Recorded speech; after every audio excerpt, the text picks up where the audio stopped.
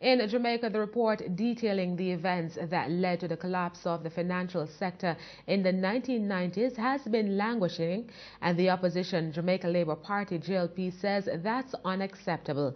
The opposition has been calling on the government to provide the additional funds the FINSAC commissioners say is needed to provide its findings.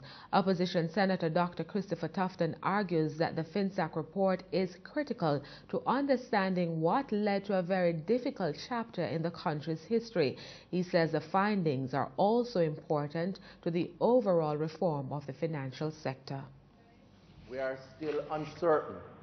We have had many theories, we have had many explanations, but the legitimate entity that was set up, that was established, Mr. President, to provide an attempt to understand the circumstances that led to the financial sector meltdown, and by extension, the benefits of learning from what went wrong so we avoid doing so in the future, is still inconclusive.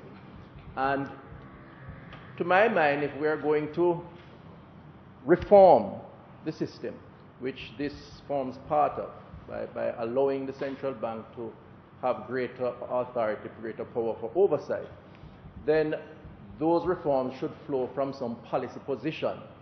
And part of that policy should be influenced by our experiences, not just what we have to conform to internationally, but what our own experiences and the impact of those experiences on ensuring a properly functioning financial system. The FINSAC Commission of Inquiry was established by the former JLP administration in 2008.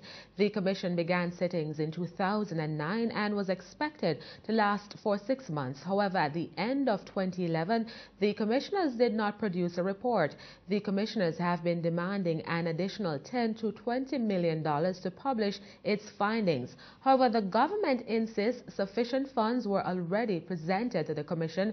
Speaking recently in the Upper House, Dr. Tufton called on Justice Minister Senator Mark Golding to advise the government to provide the funds needed to release the report.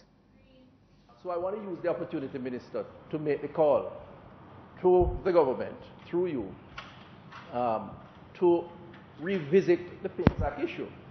Let us try to bring some conclusions to it.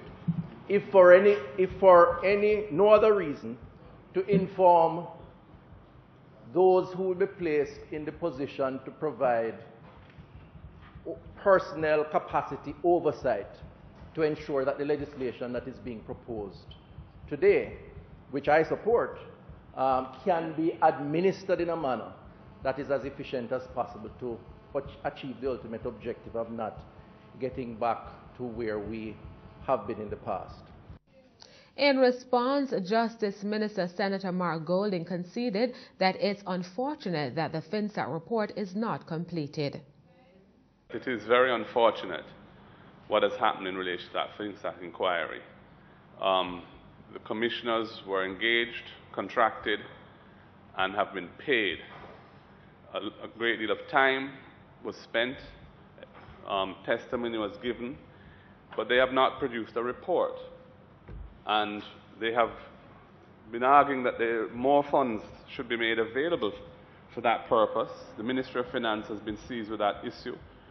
Some effort was made towards offering some support, but not additional remuneration. And that was not acceptable to the commissioners, and they are no longer seized with the matter. So that has been a very disappointing outcome. However, he maintains that the country has learned significant lessons from the 1990s financial meltdown. It is a fallacy to suggest that lessons have not been learned by the experience of the 1990s. Indeed, the emergence of Jamaica's current regulatory framework is largely based on the experience learned from that period. That period has been extensively studied by the persons who are involved in it from a regulatory point of view, and academia. A lot has been written on it.